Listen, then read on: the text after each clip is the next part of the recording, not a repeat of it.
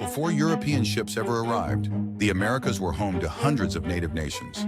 The ancestral Puebloans built cliffside cities in the southwest. The Iroquois formed a democratic confederacy in the northeast.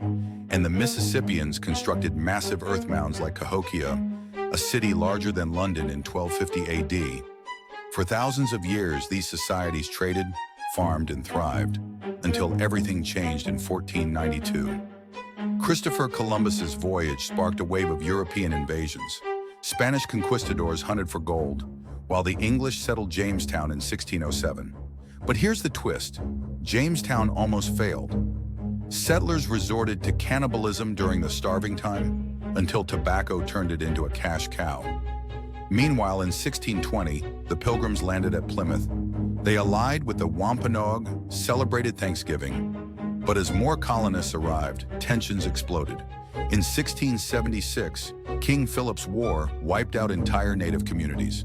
And let's not forget, the first enslaved Africans arrived in 1619. Their forced labor built the colony's wealth. By the 1700s, Britain's 13 colonies were booming.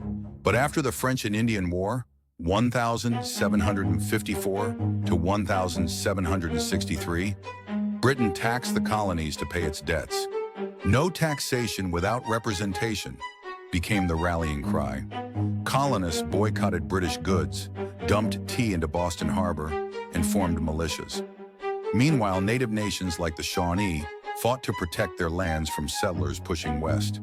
In 1775, the shot heard round the world ignited the Revolutionary War.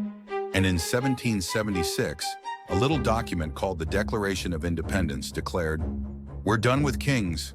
The war was brutal. Washington's army nearly starved at Valley Forge. But with help from France, the underdog colonists won in 1781. The Treaty of Paris in 1783 made it official. America was independent, but freedom wasn't for everyone. Enslaved Africans, Native Americans, and women were excluded.